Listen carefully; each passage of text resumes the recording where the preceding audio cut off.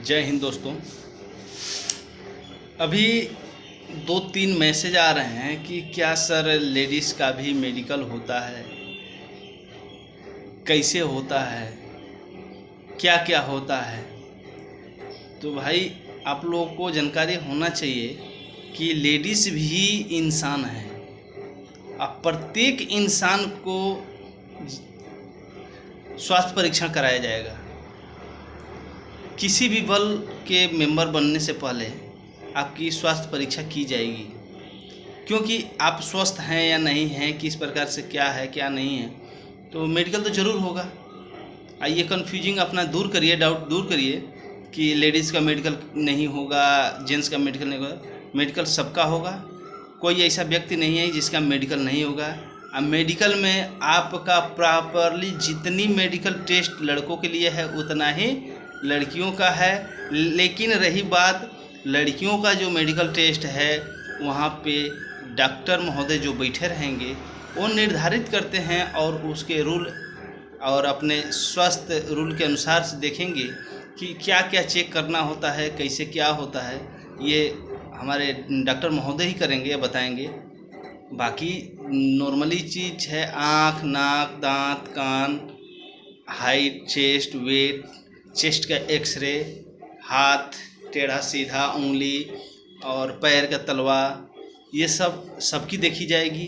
क्योंकि आप एक फोर्स के मेंबर बन रहे हैं। यहाँ कहीं भी फोर्स का मेंबर बनने के बाद आपको 150, 200, 400 आदमी के बीच में जब यूनिफॉर्म पहन के जाएंगे तो सिंपल सी बात है कि आपको सीधा साधा, स्वस्थ, तंदुरुस्त, चुस्त दुरुस्त दिखना चाहिए।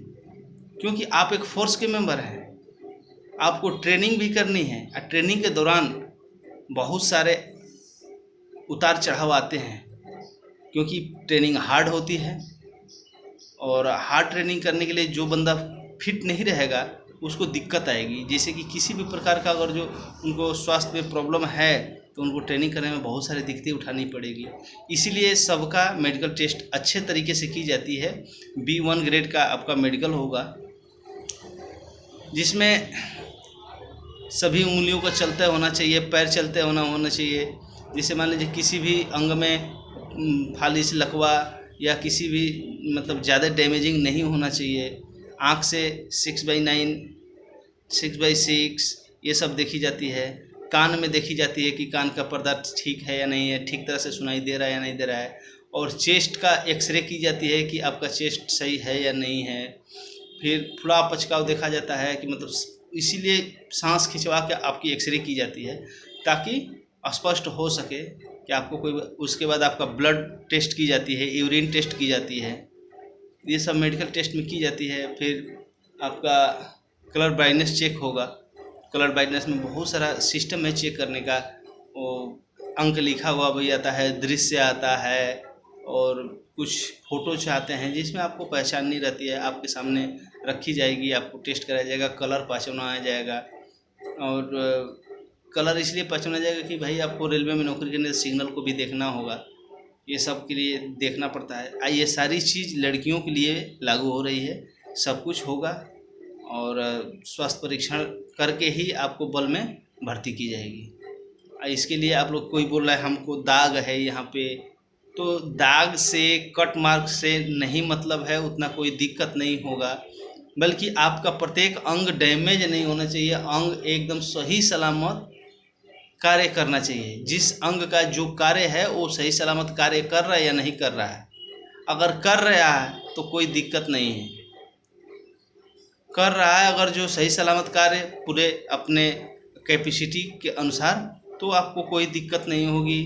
अब मान के चलिए नेचुरली है कि मान लीजिए कहीं कोई घाव हो गया, फोड़ा हो गया या कोई ऑपरेशन हो गया, तो ऑपरेशन हो गया, ठीक हो गया, प्रॉब्लम ख़त्म हो गई।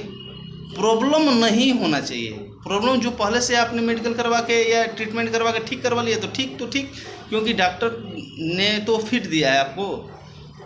तो फिट एक डॉक्टर ने दिया है तो भी तो भाई पढ़ा लिखा आदमी है, तभी तो फिट दिए हैं, वो दवा किए हैं, ट्रीटमेंट किए हैं। तो इसलिए मेडिकल के लिए ज़्यादा सोचने की ज़रूरत नहीं है।